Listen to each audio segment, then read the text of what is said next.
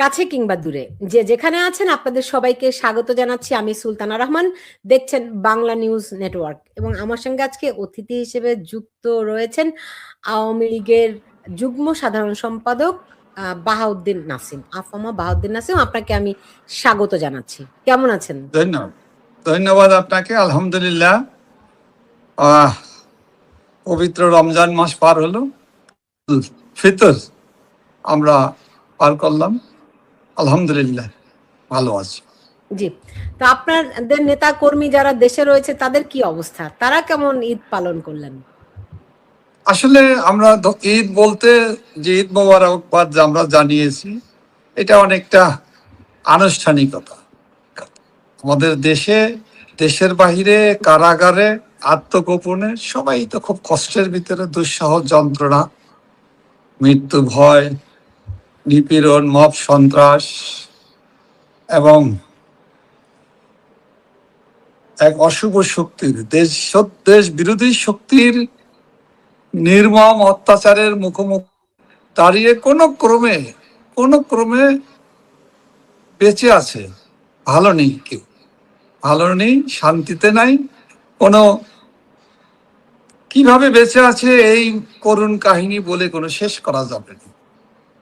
তো এই যে করুণ পরিণতিটা হলো, আপনারা কি কোনোভাবে ইভ্যালুয়েট করেছেন যে কেন এই পরিণতিটা হলো এবং কি কি কারণ এর পিছনে রয়েছে? আপনারা কি কি করতে পারতেন এবং সামনে কি করা উচিত? এই পরিকল্পনা কিছু আপনারা, মানে প্রথমত মূল্যায়ন, নিজেদেরকে আয়নার সামনে দাঁড় করানো, নির্মোহভাবে দেখা, পর্যালোচনা করা যে আমরা এই জায়গাগুলিতে আমাদের খামতি ছিল, ঘাটতি ছিল, ফলে এই জায়গাগুলি আমরা কিভাবে রিকভার করতে পারি। মানে আজকে দাঁড়িয়ে পিছনে তাকানো, পেছন থেকে সামনে আগানো, এই ঠিক আছে। আপনি অনেকগুলো প্রশ্ন করেছেন, ধন্যবাদ আপনাকে। এত প্রশ্নের উত্তর তো আর শর্ট করে দেওয়া যাবে না, তবে এটা সত্য, আমাদের নির্মোহভাবে এটা দেখার দরকার। আমরা দেখছি, আমরা বসিনি। যেইভাবে আমাদের মাঠ পর্যায়ের, তৃণমূল পর্যায়ের যে আওয়ামী লীগের যে মূল ভিত্তি এবং যে শক্তির উপরে ভর করে, ভিত্তিতে দাঁড়িয়েই আওয়ামী লীগ সামনের দিকে জনগণের জন্য, বাংলাদেশের মানুষের জন্য, গণতন্ত্রের যে জাতির পিতার স্বপ্ন পূরণের জন্য কাজ করে থাকি, সেই জায়গায় দাঁড়িয়ে পুরোপুরি মূল্যায়ন করতে আমরা এখনো সক্ষম হইনি। এটা হলো সত্যতা, এটা হলো বাস্তবতা। আমাদের নেতাকর্মীদের কিন্তু প্রতি আমাদের যে ভালোবাসার যে কমতি আছে, সকলের ক্ষেত্রে কিন্তু একরকম নয়। সবাইকে ঢালাওভাবে বলা ঠিক হবে না। হ্যাঁ, আমাদেরও ভিতরে ত্রুটি বিচ্যুতি তো থাকতেই পারে। আমরা দোষের ঊর্ধ্বে, আমরা পুত পবিত্র এইভাবে আমি ভাবি না, এবং আমরা ওইভাবে ভাবা উচিত নয়। তবে আমাদের কি ত্রুটিগুলো ছিল সেই জায়গাগুলোতে তো আপনারা খুবই সবাই জানে যে ওইটাকে বলে না যে, এটা খুব, এই শব্দটা প্রয়োগ করা কতটুকু ভালো হবে কিনা জানি না, রুচিকর বলে আমি মনে করি না। সেটা যে লুঙ্গির নিচে দল নাকি লুকিয়ে থাকা, এরকম একটা শব্দ আছে না, প্রায়শই শোনা যায়। এবং এটা হলো বাস্তবতা। অর্থাৎ অনুপ্রবেশকারী এবং আদর্শহীন ষড়যন্ত্রকারীরা আমাদের দলের ভিতরে বিভিন্নভাবে তারা অনুপ্রবেশ ঘটিয়ে দলের নীতি, নৈতিকতা, আদর্শ, মূল্যবোধের যে জায়গাটি দাঁড়িয়ে বাংলাদেশের মানুষ আওয়ামী লীগকে এবং বঙ্গবন্ধু কন্যা দেশরত্ন শেখ হাসিনাকে যে মর্যাদার, সমর্থনের এবং আশীর্বাদের নেত্রী হিসাবে, মানবতার নেত্রী হিসাবে, বাংলাদেশের মহানতী মানুষের আপনজন হিসাবে, দুঃখী মানুষের আপনজন হিসাবে, গার্জিয়ান হিসাবে দেখে, সেই জায়গাগুলো কিছু কিছু ক্ষেত্রে এই সকল অপকর্মকারীদের কারণে ক্ষতিগ্রস্ত হয়েছে, যার ক্ষতির ইফেক্টটা দলের উপর পড়েছে। এবং এই ইফেক্টের কারণে আমাদের দলের ভিত্তিটা অনেকটা দুর্বল হয়েছে। কারণ ষড়যন্ত্রকারীরা ষড়যন্ত্র করে, বাস্তবায়ন করে সফল হতে হলে তো কাছে ঢুকতে হয়, কাছাকাছি আসতে হয়। তো এটা একটা ব্যাপার ছিল। এই ষড়যন্ত্রকারীরা, এই দুষ্ট চক্র, দেশ বিরোধী গোষ্ঠী যেভাবে, যে কোনো ভাবেই হোক, এই সুবিধাবাদী গোষ্ঠী অনুপ্রবেশ করেছিল এবং এরাই আমাদের সবচাইতে বড় ক্ষতি করেছে। এবং তৃণমূলের যে আমাদের যারা মানুষ, নেতা কর্মী, শুভানুধ্যায়ী, ভোটার, ভক্ত, এই লোকগুলোকে আমাদের দলের সাথে, নেতৃত্বের সাথে, মূলধারার যে আদর্শের রাজনীতির সাথে একটা একটা দুস্তর বা একটা ব্যবধান সৃষ্টি করেছে। এটা তো অবশ্যই আমাদের দায় আমাদের নিতে হবে। এখন এইগুলোকে ধরেন বলেন। ঠিক আছে, বুঝলাম। আপনি একটা পয়েন্ট বললেন যে অনুপ্রবেশকারীরা একটা বড় ফ্যাক্টর, একটা কারণ। তো এই অনুপ্রবেশকারীরা তো এমনি এমনি আপনার দলে অনুপ্রবেশ করতে পারে নাই, তারা তো আপনাদেরই কারো না কারো হাত ধরে সবগুলো শাখায়, মানে আওয়ামী লীগের যত অঙ্গ সংগঠন আছে সবগুলো শাখায় তারা প্রবেশ করেছে। তো তার সঙ্গে কোন নেতাদের আশ্রয় প্রশ্রয়ে তারা এই কাজগুলি করতে পেরেছে, এবং আজকে আপনারা যেমন দেশ ছাড়া, তেমনি আপনাদের যারা কর্মী সমর্থক নেতারা রয়েছেন দেশে, তারা ঘর ছাড়া অথবা কারাগারে। তো এই আপনাদের নিজেদের মধ্যে কারা এই ঘটনাগুলো ঘটিয়েছে সেইগুলো কি আপনারা শনাক্ত করতে পেরেছেন? এগুলো এখন পরিষ্কার, এটা মানুষের কাছে যেমন পরিষ্কার ভাবে এটা ধরা পড়েছে, আমরাও কিন্তু ধরা পড়ে আমাদের চোখে, কর্মীদের চোখে, এবং দলের যারা প্রাণ, দলকে যারা প্রাণ দিয়ে ভালোবাসে তাদের কাছে এটা কিন্তু স্পষ্ট পরিষ্কার হয়েছে। কিন্তু পরিস্থিতির কারণে আমরা এগুলো নিয়ে আমাদের নেত্রী, প্রাণপ্রিয় নেত্রী, আমাদের আস্থার ঠিকানা দেশরত্ন শেখ হাসিনার পরামর্শ অনুযায়ী আমরা কাদা ছোড়াছুড়িতে এখন লিপ্ত হচ্ছি। তবে সময় আসলে, সময়ের উপযুক্ত সময়ে এইগুলো ত্রুটি বিচ্যুতি অবশ্যই আমরা দেশরত্ন শেখ হাসিনার নেতৃত্বে এগুলো ত্রুটি বিচ্যুতিগুলো দূর হবে। এবং যাদের কারণে এই বিপর্যয় হয়েছে, শুধুমাত্র নেতৃত্ব পর্যায়ে গুটি কয়েক লোকের কারণে হয়েছে ব্যাপারটা তো এরকম না। এর সাথে আরো অনেক ধরনের ফ্যাক্টর জড়িত আছে। এবং এই ব্যর্থতা যাদের আছে নেতৃত্বের ভিতরে বাহিরে যাই আছে, এগুলো এখন উপযুক্ত সময় না। আমরা কাদা ছোড়াছড়িটা এখন আমরা করতে চাই না। তবে এগুলো নিয়ে যে অভ্যন্তরীণভাবে দলের ভিতরের যে মূল্যায়ন, সেটা কিন্তু হচ্ছে। আর আওয়ামী লীগ তো আপনি জানেন একটা দল, যে দলের ভিতরে মূল্যায়ন হয়, আলোচনা হয়, তর্ক হয়, বিতর্ক হয়, এটা কিন্তু এইটুকু আওয়ামী লীগের আছে। তবে আপনি বলতে পারেন আমাদের তৃণমূলের নেতা কর্মীরা এটা আছে, এটা তারা মানবে, কিন্তু তারপরও তো এদের উপরে কোনো ব্যবস্থা আমরা দেখি নাই।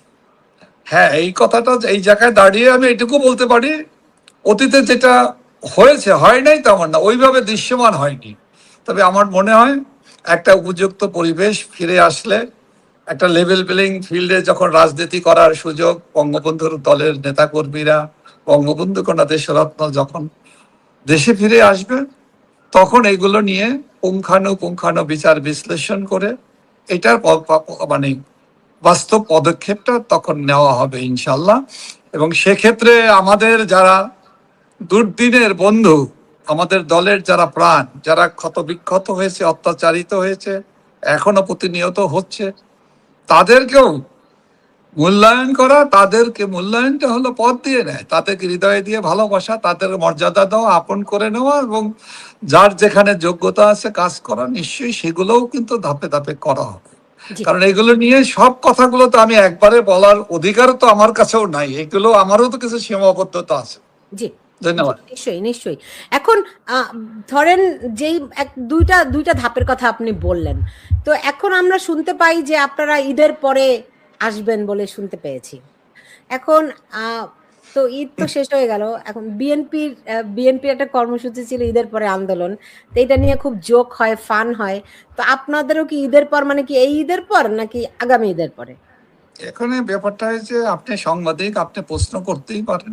কারণ আমাদেরকে যদি ফান করার মতো জায়গায় নিয়ে প্রশ্ন করলে আমি হয়তো ওইভাবে উত্তর দেব না। তবে হ্যাঁ, আমরা ঈদের পর না, শীতে আসলে না, গ্রীষ্মের পরে না, বর্ষার পরে আমরা আসতে চাইনি, আমরা এখনই আসতে চাই। আমরা এখনই বাংলাদেশের মাটিতে, আমি শুধু না, আমি মনে করি কারাগারে যারা আছে তাদের যেমন এই মুহূর্তে রাজবন্দী হিসাবে মর্যাদা, তাদের মুক্তি দাবি করি, মুক্তি চাই। তাদের যে মিথ্যা মামলা, অজস্র মামলা, আমাদের আইসিটি আদালতের মামলা, বঙ্গবন্ধু কন্যা দেশরত্ন শেখ হাসিনা, তাকে তো 600-র উপরে মামলা দিয়েছে। তার আইসিটি আদালতে তাকে মৃত্যুদণ্ড ঘোষণা করেছে বেআইনি ভাবে। হ্যাঁ, আওয়ামী লীগ তো, প্রধানমন্ত্রী বঙ্গবন্ধু কন্যা তো কাউকে হত্যা করার নির্দেশ দেয়নি, কাউকে গুলি করার আদেশ দেয়নি, তারপরে তাকে বেআইনি ভাবে তাকে আইসিটির আদালতে তাকে সাজা দিয়ে, একটা নাটক করে, ক্যাঙ্গারু কোর্ট করে সাজা দিয়েছে। এইটা বাংলাদেশের মানুষ দেখছে। আমাদের নেতাকর্মীদেরকে, অসংখ্য নেতাকর্মীদেরকে, কেন্দ্রীয় নেতৃবৃন্দ যারা আওয়ামী লীগ রাজনৈতিক দল হিসেবে, আওয়ামী লীগ তো কোনো হত্যাকাণ্ডের সাথে কোনো নির্দেশনা দেয়নি, প্রধানমন্ত্রী ও আওয়ামী লীগ, কিন্তু আমাদেরকে। আপনি বললেন যে আপনারা আসতে চান, এখনই আসতে চান, তো সেই এখনইটা কবে হবে, কিভাবে হবে? আমরা আমাদের মন প্রাণ ভালোবাসা, আমাদের মাতৃভূমিতে আমরা থাকবো, আমাদের নেতাকর্মীদের সাথে সুখ দুঃখ আমরা মিলিয়ে বসবাস করতেছি। সেক্ষেত্রে রাজনীতিবিদরা কারাগারে যাবে, কারাগারে যেতেই হয়। আমরা ওইটা অতীতে আমরা অনেকবার, আপনারা কারাগারকে ভয় পান। এটা আমাকে আপনি যদি এইভাবে বলেন, ভয় বলতেই তো পারেন, আপনার বলার অধিকার আছে। অনেকে বলতে কারা বলে, কারা মনে করে, তাদের কাছে একটাই প্রশ্ন, বিনয়ের সাথে একটা প্রশ্ন আপনি যদি করার সুযোগ থাকে আপনি করবেন। আমাকে যদি মব সন্ত্রাস করে হত্যা করা হয়, আমাদের নেতাদেরকে, অসংখ্য নেতাকর্মীদেরকে হত্যা করা হয়েছে মব সন্ত্রাস করে, এখনো মব সন্ত্রাস বন্ধ হয়নি। অবৈধ দখলদার ফ্যাসিস্ট ইউনূসের দুঃশাসনে, তার দোসরদের দ্বারা, সন্ত্রাসীদের দ্বারা যুদ্ধ অপরাধীদের উত্তরাধিকার বা তাদের যে সিলসিলারা, দেশে যে সন্ত্রাস জঙ্গিবাদী গোষ্ঠীর প্রতিভূ যারা, ফ্যাসিস্ট ইউনূসের সাথে হাতে হাত মিলিয়ে জামাত, শিবির, এমনকি বিএনপি, এরা এই কাজগুলো করেছে। তো তারা এগুলো কথা বলবে, আমরা ভয়ে পালিয়েছি। আওয়ামী লীগ কি অতি জন্মের ইতিহাস থেকে অদ্যাবধি আওয়ামী লীগ কি এদেশের মুক্তিযুদ্ধের নেতৃত্ব দিয়েছে, স্বাধীনতা সংগ্রামের নেতৃত্ব দিয়েছে। এই মার্চ মাসের আগামী 25 তারিখ মধ্যরাতে, অর্থাৎ 26শে মার্চ, জাতির পিতা বঙ্গবন্ধু শেখ মুজিবুর রহমান মহান স্বাধীনতার যে ঘোষণা দিয়ে মহান মুক্তিযুদ্ধে সারা জাতিকে ঝাঁপিয়ে পড়ার আহ্বান জানিয়েছে। সেই দলের তারই তো যোগ্য উত্তরসূরি, রক্তের উত্তরসূরি, আদর্শের উত্তরসূরি, সাহসী রাষ্ট্রনায়ক শেখ হাসিনা আওয়ামী লীগের নেতৃত্ব দিয়েছে জনগণের প্রতিনিধি হিসাবে। এখন তাকে মেরে ফেলবে, আমাদেরকে মেরে ফেলবে, নিশ্চুর মৃত্যুর মুখোমুখিতে যদি আমরা কৌশলগত কারণে যদি কোথাও জীবন বাঁচানোর জন্য যদি কোথাও আত্মগোপনে যাওয়া হয়, অথবা স্বেচ্ছায় নির্বাসন নিতে বাধ্য করা হয়, সেটাকে কি আপনি ভীতু বলবেন? না কৌশলগত কারণে আমাদের বেঁচে থাকার প্রয়োজন কি নেই? অকাতরে রক্ত জীবন দিয়ে যাব? না না, এই পয়েন্টটা বুঝতে পেরেছি, কিন্তু আপনাদের কৌশলটা কি? মানুষ তো এটাই বুঝতে পারছে না, যে চুপচাপ দেখা, আপনার কর্মীরা মারা যাচ্ছে, কর্মীদেরকে হত্যা করা হচ্ছে, সেটিকে চুপচাপ দাঁড়িয়ে দেখাটা কি কৌশল বলে? আমরা তো বসিনি, আমাদের নেতা কর্মীদেরকে আমরা বিভিন্নভাবে, হয়তো নেতা কর্মীদের মানুষের যতটুকু প্রয়োজন সেটা আমরা পারি নাই, অনেকেই আছে যারা সেইভাবে সাড়া দেয়নি। এবং আমাদেরও তো এটা এক্ষেত্রে আমাদের, আপনি বলতে পারেন, এবং আমাদের নেতাকর্মীরা আমাদেরকে অভিযুক্ত করতেই পারে। তবে আমাদেরও তো সীমাবদ্ধতা কারো কারো অনেক আছে, কম বেশি আছে তো সীমাবদ্ধতা। আমি যেখানে যেই কারণে মুহূর্তের ভিতরে আমার বাসভবন, আমার সমস্ত কিছুকে আমি ফেলে এসেছি, আমাদের তো সেই অবস্থা, এর জন্য কি আমরা কেউ কি প্রস্তুত ছিলাম? আপনি সাংবাদিক হিসেবে বলতে পারবেন, আপনি কি জানতেন এরকম একটা ঘটনা, এরকম ঘূর্ণিঝড়, এরকম প্রলয় এসে সমস্ত কিছুকে ধ্বংস করে দিবে আমাদের বাংলাদেশকে? এটা তো আমরা ভাবিনি। যার জন্য আমাদের এটা না ভাবাটা, এটা বুঝতে না পারাটাকে আপনারা ফেইলিয়ার হিসেবে দেখেন না? শোনেন, সবাই সব জিনিস পুরোপুরি বুঝবে, এটা তো সব জানতা শমশের আমরা না। আমিও একজন মানুষ। আপনি বলতে পারেন রাজনীতিবিদ হিসাবে, রাজনৈতিক কর্মী হিসাবে আপনার বোঝার উচিত ছিল, বোঝেন না, এটা আপনার দায়। এই সকল ক্ষেত্রে দিলে তো আমি মানবো। না বানার কোনো কারণ নেই, আমাদের এই সৎ সাহস আছে। তবে কনস্পিরেসি, ষড়যন্ত্রের কাছে, বিশ্বাসঘাতকতার কাছে, হ্যাঁ, বেঈমানির কাছে আমরা পরাজিত হয়েছি। বাংলাদেশ পরাজিত হয়নি। বাংলাদেশের 18 কোটি মানুষ কিন্তু পরাজিত হয়নি, হারেনি, তারা প্রতারণার শিকার হয়েছে।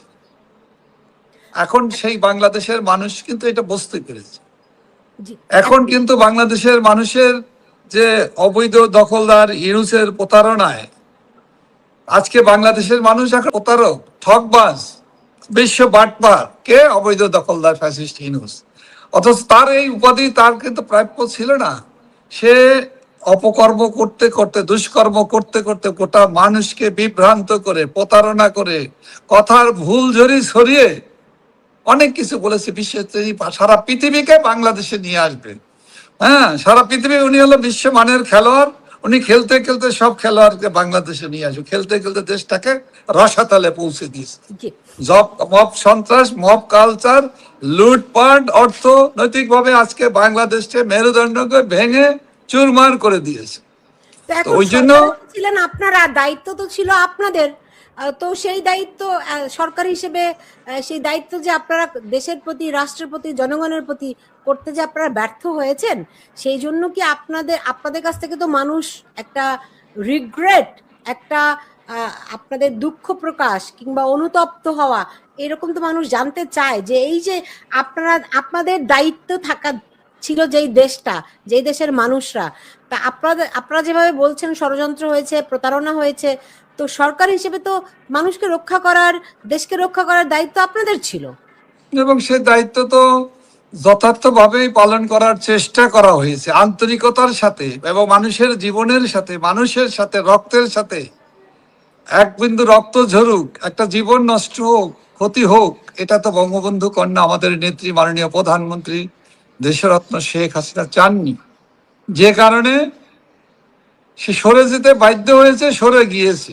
তো দুটো জিনিস লাভটা কি হলো গত 19-20 মাসে আপনাদের আওয়ামী লীগের হিসাব অনুযায়ী কমপক্ষে 650 ছাত্রলীগ, যুবলীগ, আওয়ামী লীগের মানুষকে হত্যা করা হয়েছে, কমপক্ষে 650, একদম তালিকা আছে। তার লাভটা কি হলো? আইন শৃঙ্খলা রক্ষাকারী পুলিশ বাহিনী, বিডিআর, বিজিবি, আনসারের মারা গিয়েছে, কতজন তাদেরটা জীবন বাদই দিয়েছে। দিলাম, শুধুমাত্র না, এরাও তো মানুষ, আমি Of বাদ দেব course. না। আমি বলতেছি আমাদের নেতাকর্মীদের তো জীবন দিয়েছে, ধ্বংস করেছে, আমাদের ব্যক্তিগত, পারিবারিক, সামাজিক মর্যাদা ধ্বংস আপনারা যে করেছে। বললেন এক বিন্দু রক্তপাত, ধর্মীয় সংখ্যালঘুদেরকেও এই একইভাবে ক্ষতিগ্রস্ত করা হয়েছে। হ্যাঁ, তাদের হত্যা করা হয়েছে, লুট করা হয়েছে, ধর্ষণ করা হয়েছে, দেশ ত্যাগে বাধ্য করা হয়েছে, এটা আছে। এগুলো করার ভিতর দিয়েই তো দখলদার ইউনুসের যে কথাটি, তার আসল চরিত্রটা, মুখোশটা উন্মোচিত হয়েছে।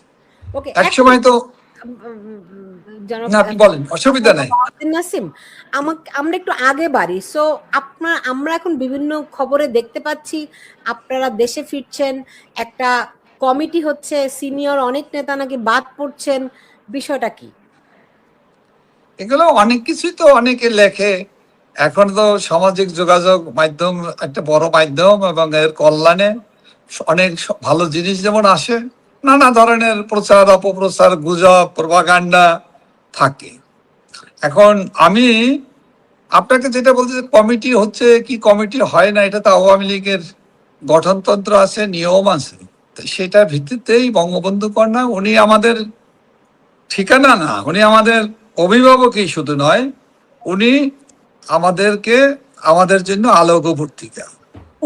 ওনাকে কিন্তু গঠনতন্ত্রের ক্ষমতার মানে যে সুযোগ ওনার আছে, তার বাইরেও কিন্তু আমরা তার আদেশকে, আমরা নির্দেশ পরামর্শকে আমরা মানি, মেনে নেই, শ্রদ্ধার সাথে আমরা তার পরামর্শগুলোকে অনুসরণ করি। এবং সেই বিবেচনায় উনি চাইলে করতেই পারেন।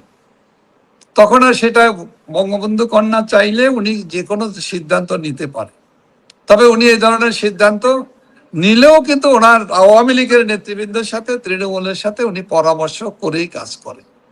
আর যারা লেখে বলে, এগুলো তো নানান কারণে, এখন তো রাজনীতিটা তো কর্পোরেট পলিটিক্সের ভিতরে তার আওয়ামী লীগ যায় নাই। কর্পোরেট আওয়ামী লীগ হোক, এটা বাংলাদেশের মানুষ চায় না, আওয়ামী লীগের নেতা কর্মীরা চায় না। আওয়ামী লীগ আদর্শের দল, বঙ্গবন্ধুর আদর্শ, দেশের মানুষের কল্যাণে, অসাম্প্রদায়িক রাজনীতি, মুক্তিযুদ্ধের চেতনার যে আদর্শের জন্য বাংলাদেশের ভিত্তি মহান মুক্তিযুদ্ধের মধ্য দিয়ে গড়ে উঠেছে, সাম্প্রদায়িক সম্প্রীতির যে বাংলাদেশ, সেই বাংলাদেশ বিনির্মাণের জন্য আওয়ামী লীগ বদ্ধপরিকর। আওয়ামী লীগ দৃঢ়ভাবে কাজ করে যাচ্ছে। এক্ষেত্রে হয়তো যে অনেকের হতাশা আছে, হতাশা থাকে, আমাদের ভিতরে হতাশা নেই, আমাদের ভিতরে দায় আছে। এবং আমরা, আপনি যেটা বলতে চেয়েছেন যে আমাদের কোনো দুঃখ বোধ নাই, আমরা কোনো দুঃখ করি নাই, আমরা কোনো অনুশোচনা করি নাই, ব্যাপারটা এটা নয়। এটা হলো যেমনই দেখেন আইসিটি আদালতের নামে আমাদের প্রধানমন্ত্রীকে, আমাদের রাজনৈতিক নেতৃবৃন্দকে, সরকারি কর্মকর্তা, বেসরকারি, সরকারি, আইন শৃঙ্খলা, সেনাবাহিনী, পুলিশ বাহিনী, অফিসারদেরকে এই আদালতে বিচার করার নামে প্রহসন করে রায় দিয়ে দিচ্ছে। এগুলো তো সবই ফরমাইশি এবং রাজনৈতিক উদ্দেশ্যে প্রণোদিত। এই অবস্থা থেকে সবকিছু কিন্তু মোকাবেলা করেই তো আমাদের আগাতে হবে। শেখ হাসিনা, আমরা শুনতে পেয়েছি শেখ হাসিনা সবাইকে দেশে ফেরার নির্দেশ দিয়েছেন। হ্যাঁ, আমরা তো বাংলাদেশে আমাদের যেতে হবে। উনি এটা সবসময়, উনি নিজেও বাংলাদেশে আসতে চান, উনি নিজেও বাংলাদেশের মাটিতে ফিরে যেতে চান। ফ্রম দ্য ভেরি বিগিনিং তিনি বলেছেন, মনে থাকার কথা আপনাদের এবং আমাদের দেশের মানুষ জানে, যে আমি যে কোনো সময় আমি এসে পড়ব, যে কোনো সময় আমি বাংলাদেশে তোমাদের কাছে ফিরে আসবো, তোমাদের সাথে আমি থাকতে চাই। আমি বাংলাদেশ ছেড়ে বাংলাদেশের বাইরে যে তো থাকার কোনো ইচ্ছা আমার নেই। তাকে যদি দেশে ফিরতে হয় তাহলে তো সবার আগে আপনাদেরকে ফিরতে হবে, নেতা কর্মীদেরকে সংগঠিত করতে হবে। দল হিসেবে আওয়ামী লীগের তো পুরো কাঠামোটাই ভেঙে পড়েছে। তো সেই জায়গাটাকে পুনরুদ্ধার করা, এগুলির জন্য আপনারা কি করছেন একদম সুনির্দিষ্ট করে যদি বলতেন। শোনেন, আমরা বাংলাদেশের মানুষের জনসমর্থনের ভিত্তিতে আওয়ামী লীগ গণতান্ত্রিক দল আমরা ঘুরে দাঁড়াবো এবং আমরা ঘুরে দাঁড়াতে চাই। এবং আমরা বিশ্বাস করি বাংলাদেশের মানুষ যেহেতু আওয়ামী লীগের আদর্শের প্রতি, আওয়ামী লীগের প্রতি আস্থা, বিশেষভাবে আওয়ামী লীগ সভাপতি, বারবার নির্বাচিত জনপ্রিয় প্রধানমন্ত্রী বঙ্গবন্ধু কন্যা দেশরত্ন শেখ হাসিনার প্রতি আস্থা আছে এবং বিশ্বাস করে এবং ভরসা রাখে যে শেখ হাসিনাই আমাদেরকে সঠিকভাবে পরিচালনা করতে পারে, এই দেশকে পরিচালনা করা। উনি ছাড়া দ্বিতীয় লোক তৈরি হয়নি।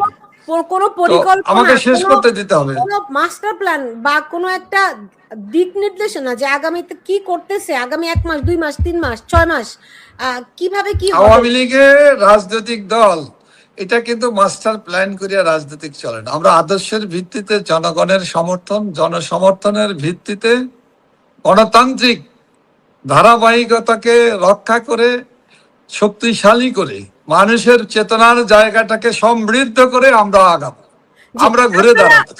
আমরা কোনো ষড়যন্ত্রকারী মেটিকুলাস ডিজাইন করে আওয়ামী লীগ আগাবে না, কারণ এটা মাস্টার প্ল্যানের ব্যাপার নয়।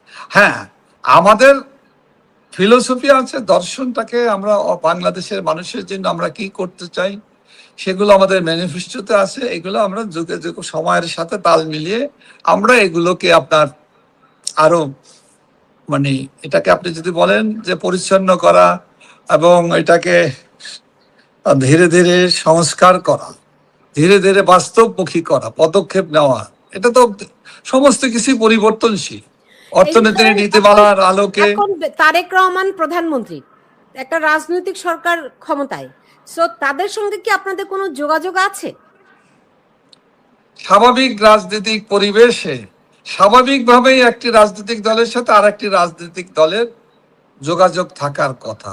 আমাদের তো আওয়ামী লীগের তো অবৈধ দখলদার ইউনূস, তার দোসররা যুদ্ধ অপরাধীরা আওয়ামী লীগকে ব্যান করে দিয়েছে, ছাত্রলীগকে ব্যান করে দিয়েছে, যুবলীগ, স্বেচ্ছাসেবক লীগ, কৃষক লীগ, শ্রমিক লীগ, কোন দল সব ব্যান করে দিয়েছে। তো আমাদের সাথে তো কথা বলারই তো সুযোগ নাই, আমাদেরকে তো রাজনীতি করার সুযোগই দেওয়া হয়। যখন ক্ষমতায় ছিলেন তখন কি সেই সুযোগ বিএনপির সঙ্গে ছিল?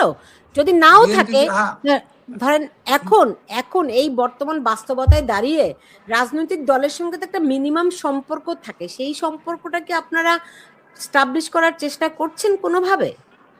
আপনি দেখেন যে 5 দফা নির্বাচনের আগে 12ই ফেব্রুয়ারি কথিত নির্বাচন, খণ্ডিত নির্বাচনের আগে আওয়ামী লীগের পক্ষ থেকে আমরা বলেছি, আমাদের নেত্রী দেশরত শেখ হাসিনা বলেছেন, আমরা নির্বাচন করার দল, গণতান্ত্রিক দল, আমরা নির্বাচনে অংশগ্রহণ করতে চাই। আমরা যে কোনো পরিস্থিতিতে আমাদেরকে অন্তর্ভুক্তিমূলক নির্বাচন হোক, এবং সেই অংশগ্রহণমূলক নির্বাচন, অন্তর্ভুক্তিমূলক নির্বাচন, গণতান্ত্রিক ভাবে স্থিতিশীল বাংলাদেশ গড়ে তোলার জন্য, ওগুলো তো আমরা তো জানি। সেগুলো পরেও তো আমাদের নির্বাচন করতে, আমাকে শেষ করতে দিতে, আমরা তো নির্বাচন করতে দেওয়া হয়নি। আমরা জ্বালাও পোড়াও করতে পারতাম, হয়তো বলেন আমরা ধ্বংস করে দিতে পারতাম, এটা আমরা বলছি না। আমরা কিন্তু পজিটিভ ধারার রাজনীতিটাকেই কিন্তু আমরা তুলে ধরেছি, তাতে কিন্তু জনগণের সমর্থন আমরা পেয়েছি। পাই নাই আপনি যদি বলেন এটা আপনার কথা, কিন্তু আমরা দেখেছি এই নির্বাচনে জনগণ ভোট কেন্দ্রে যায়নি। এখানে ভোট কেন্দ্রে কারচুপি হয়েছে, বিকালবেলা ভোট